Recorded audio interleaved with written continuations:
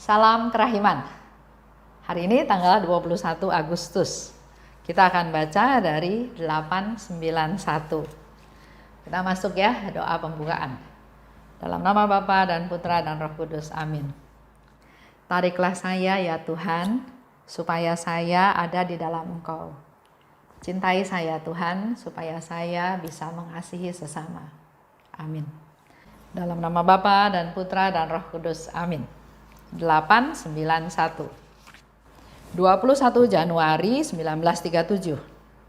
Hari ini, sejak pagi-pagi buta, aku telah menyatukan diri secara mengagumkan dengan Tuhan. Pada petang hari, pastor rumah sakit mengunjungi aku. Sesudah kami berbicara sejenak, aku merasa rohku mulai membenamkan diri dalam Allah, dan aku mulai kehilangan semua daya indraku terhadap apa yang terjadi di sekelilingku. Dengan sungguh-sungguh aku mohon kepada Yesus, berilah aku kemampuan untuk berbicara. Dan Tuhan memberiku kemampuan untuk berbicara bebas dengan Dia. Tetapi ada suatu saat di mana aku tidak dapat memahami apa yang dikatakan oleh imam. Aku mendengar suaranya, tetapi tidak mungkin bagiku untuk memahami dia. Dan aku minta maaf karena tidak memahami dia, meskipun aku dapat mendengar suaranya. Pada saat seperti itu, aku menerima rahmat persekutuan dengan Allah, tetapi tidak sempurna. Sebab secara lahiriah, indra bertindak secara tidak sempurna. Pada saat itu tidak terjadi pembenaman total dalam Allah.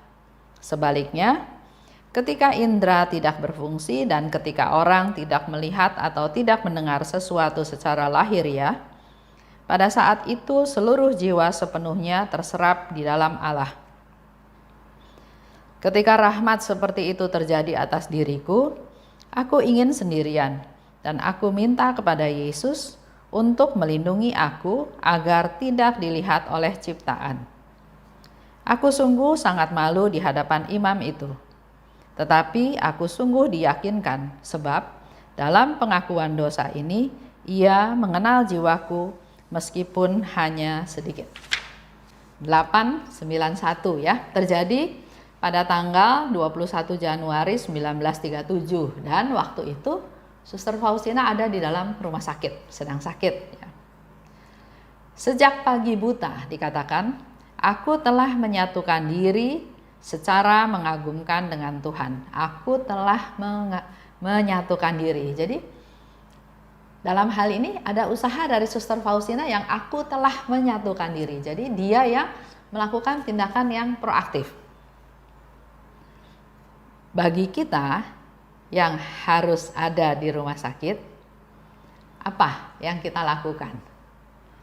Kita kadang atau ada beberapa ya dari teman yang mau nggak mau harus masuk rumah sakit. Apakah kecelakaan, apakah jatuh, apakah dia menderita sakit. Dia harus ada di rumah sakit. Dan yang dilakukan adalah apa? Ngomel, kesel, marah, karena sendiri, karena sepi, karena makanannya nggak enak, karena yang datang mengunjunginya telat, atau bahkan tidak ada yang mengunjungi. Apa yang dilakukan? Sementara ada juga sebagian orang yang ada di rumah sakit jadi berdoa, mulai baca kitab suci, mulai pegang rosario, mulai doa koronka, bahkan ada juga yang minta gambar kerahiman ya. Jadi banyak terjadi sesuatu, ada perubahan. Nah, cuma kita perlu tahu perubahannya harus ke arah yang positif, bukan yang negatif, bukan yang ngomel, bukan yang marah-marah. Lanjut ya. Pada petang hari ada pastor rumah sakit. Jadi pastor itu datang ke rumah sakit memberikan sakramen tobat. Bicara sebentar dengan Suster Faustina dan aku mulai kehilangan semua daya indraku terhadap yang terjadi di situ. Terjadi berikutnya. Jadi awalnya dia bisa dengar suaranya pastor ya, tapi lama-lama dia udah nggak bisa dengar lagi Bahkan dia katakan, dia dengar, tapi dia nggak ngerti apa yang dikatakan oleh si pastor tersebut. Sehingga Suster Faustina juga minta maaf. Minta maaf karena saya dengar suaranya imam, tapi saya nggak ngerti apa yang dikatakan oleh imam tersebut. Dan dikatakan oleh Suster Faustina, Yesus berilah kemampuan untuk berbicara dengan imam. Dia minta kepada Tuhan supaya dia bisa bicara, karena ini kan dalam proses penerimaan atau pemberian sakramen tobat. Dan Yesus kabulkan, ya, permintaan Suster Faustina itu dikabulkan, sehingga dia bisa berbicara, bisa bercerita, bisa sharing kepada imam tersebut. Tapi lama-lama Faustina nggak bisa ngerti lagi apa yang dikatakan oleh imam tersebut. Ketika indera tidak berfungsi, tidak melihat atau tidak mendengar secara lahiriah, pada saat itu seluruh jiwa seluruhnya terserap di dalam Allah. Ya, itu yang dikatakan oleh Suster Faustina. Ketika indera tidak berfungsi, maka pada saat itu seluruh jiwa terserap di dalam Allah. Saya pernah ngobrol sama seorang teman, ya, yang dia mengalami resting, pencurahan roh. Waktu itu ada seminar SHB, ya. Dia maju ke depan, ada altar call, didoakan, dan dia resting. Padahal sebelumnya dia bilang, saya nggak mau jatuh, saya mau maju ke depan, saya nggak mau jatuh. Bahkan awalnya pun dia nggak mau maju ke depan, tapi karena temannya suruh dia maju, bahkan menurut dia waktu dia sharing, ada yang bisik, ayo maju gitu ya. Ada rahmat yang Tuhan mau berikan. Antara sadar nggak sadar, akhirnya dia maju. Dia maju juga, dia lihat sekeliling jalannya pelan-pelan. Dia merasa terdorong untuk jalan cepat, maju ke depan. Ada altar call, didoakan, tapi dalam hati dia bilang, saya nggak mau jatuh, ya. Tapi pada saat indera nggak berfungsi, pikiran dia udah nggak bisa lagi bertahan, terus tiba-tiba dia bilang kaki dia lemas, tiba-tiba dia jatuh. Dan di dalam jatuhnya itu tiba-tiba dia nangis, nangis. Setelah itu dia diam. Dia merasa damai, merasa nyaman, merasa sukacita. Terus dia nikmati, dia ingin terus menikmati hal tersebut. Sampai akhirnya dia bangun. Dia juga heran. Waktu ditanya, dia bilang, iya, tiba-tiba kaki saya lemes, tiba-tiba saya nggak juga dengar apa-apa. Dan yang saya rasakan adalah saya menangis, tapi saya menangis dengan penuh sukacita. Mendapat jamahan Tuhan, mendapat pelukan Tuhan, mendapatkan kasih Tuhan. Padahal dia bilang betul, sebelumnya dia punya problem yang begitu berat. Nah, kalau saya kaitkan dengan cerita ini, pada saat indera tidak berfungsi, tidak melihat, tidak mendengar secara lahiriah, pada saat itulah dia bersatu dengan Tuhan. Kalau sharingnya Suster Faustina, setelah dia mengalami hal tersebut, dia katakan, aku ingin sendirian. Jadi dia nggak mau diganggu ada orang lain, ya, dalam tanda kutip, karena dengan dia sendirian, dia sungguh-sungguh bisa menikmati kebersamaan persatuannya dengan Tuhan. Bahkan dia mau orang lain jangan lihat dia, sehingga dia sungguh-sungguh fokus hanya pada Tuhan. Itu yang Suster Faustina katakan. Nah, sekarang refleksi dengan kita, ya, dengan kita masing-masing. Saya juga pernah mengalami hal tersebut, resting, ya, tapi cuma satu kali. Udah itu ya sudah. Saya pernah maju lagi ke depan juga nggak terjadi apa-apa. Ada rahmat sukacita aja dari Tuhan, ya. Ada juga seorang bapak bercerita, kalau dia ke gereja, baru berlutut aja, dia rasanya udah nangis. Bukan rasanya, dia udah menangis. Jadi dia bilang, saya nggak mau ke gereja lagi. Saya malu, karena setiap berlutut terus langsung menangis. Saya bilang, Pak, Tuhan menjamah Bapak. bukan nangisnya yang jadi fokus, tapi coba rasakan. Setelah itu apa yang Bapak rasakan? Dia bilang, iya ada damai, ada sukacita, tapi kan saya malu karena setiap berlutut nangis. Enggak apa-apa, nikmati aja. Sehingga yang Suster Faustina katakan, kalau bisa ciptaan lain jangan lihat dia.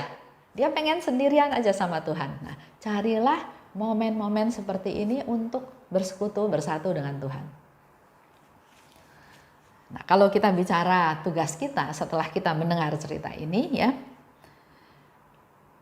mari kita manfaatkan waktu untuk hal yang positif. Jangan disia-siakan. Waktu itu dipakai untuk hal yang positif. Bersatu dengan Tuhan. Kalau kita melakukan firman Tuhan, otomatis kita sudah bersatu dengan Tuhan. Tuhan ada dalam diri kita karena kita nggak mungkin bisa melaksanakan firman Tuhan dengan kekuatan sendiri, dengan kemampuan sendiri. Contoh ya, berbuat baik. Tuhan, Engkau minta saya berbuat baik, saya sudah berbuat baik. Tapi kalau kita evaluasi, perbuatan baik ini untuk siapa? Untuk saya, untuk kepentingan saya, atau untuk kepentingan orang lain?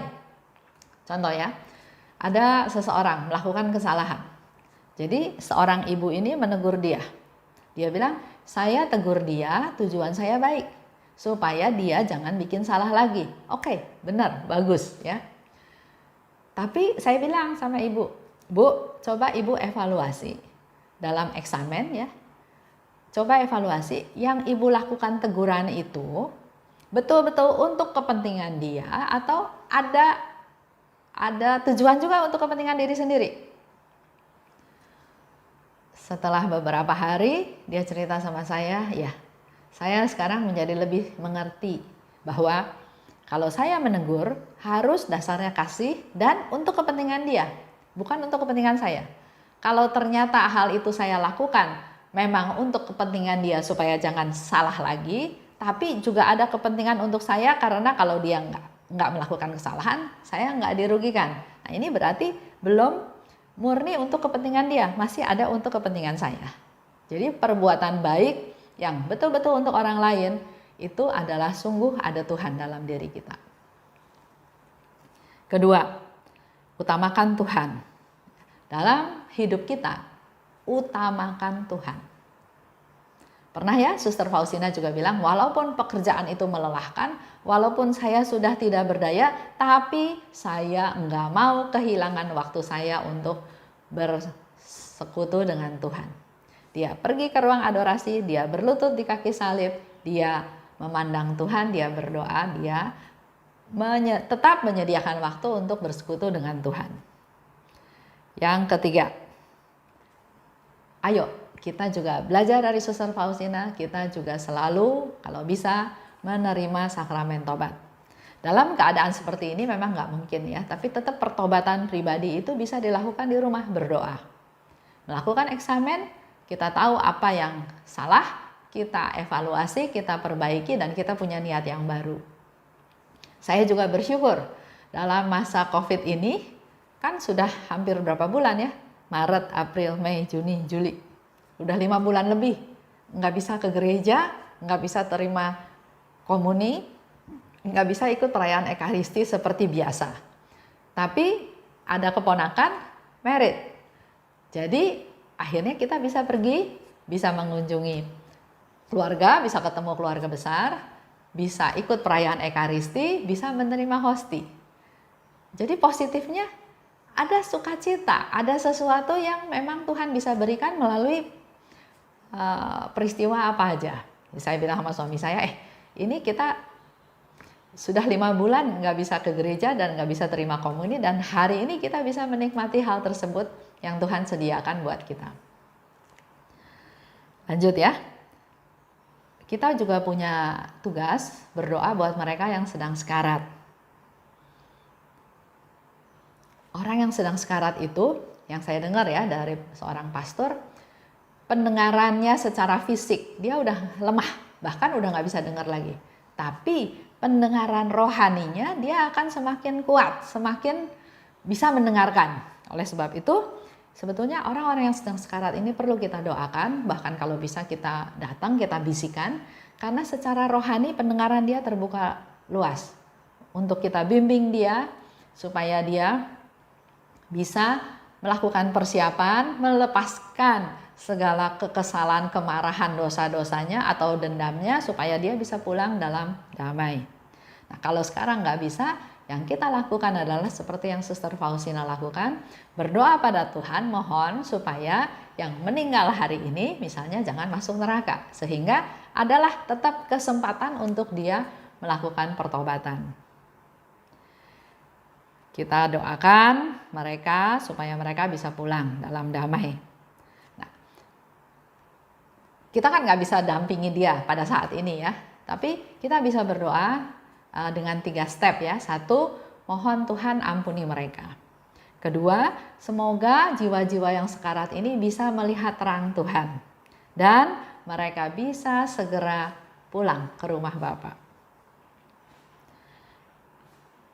Dikatakan manfaatkan waktu dengan baik, dengan perilaku atau dengan hal-hal yang positif. Kita diingatkan lagi juga pada beberapa cerita yang lalu, beberapa hari yang lalu, di mana Suster Faustina bersyukur. Pada waktu dia bangun pagi, dia bersyukur karena dia masih diberi kehidupan, artinya dia masih bisa melakukan 3 hal. 1, inkarnasi bisa dilakukan lagi pada hari tersebut. Dia meneladani Yesus dan dia melaksanakan apa yang Yesus lakukan. Kedua, dia bisa untuk melakukan jam kerahiman, menikmati, merasakan, ikut serta dalam penderitaan Yesus jam 3 petang. Dan yang ketiga, melalui dia sebagai alatnya Tuhan, dia ingin menjadi mediasi supaya jiwa-jiwa semakin dekat dengan Tuhan Yesus. Itu aja yang saya mau sharing hari ini. Kita akan tutup dengan doa penutup. Dalam nama Bapa dan Putra dan Roh Kudus. Amin. Allah Bapa yang Maha Baik, terima kasih atas segala rahmat yang Kau berikan. Tak henti-hentinya Engkau banyak memberikan pencerahan, masukan kepada kami. Mampukan kami untuk melaksanakan tugas-tugas kami, mampukan kami untuk melakukan perubahan-perubahan sehingga semakin berkenan kepadamu. Bapa, pimpin kami agar kami punya niat untuk memakai waktu yang ada yang Kau berikan untuk hal-hal yang positif. Mampukan kami juga untuk lebih peka berdoa buat mereka yang sedang sekarat supaya mereka siap untuk pulang ke rumah-Mu. Dan juga kami mohon agar setiap hari kami bisa melakukan pertobatan terhadap hal-hal yang kami lakukan yang tidak berkenan kepadamu.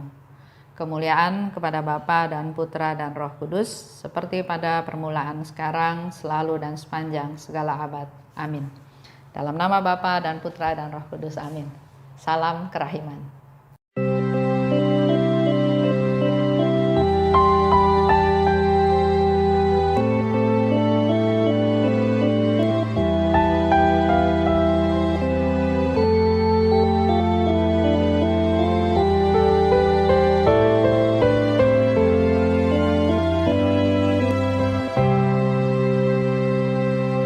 Syukur kepadamu ya Allah,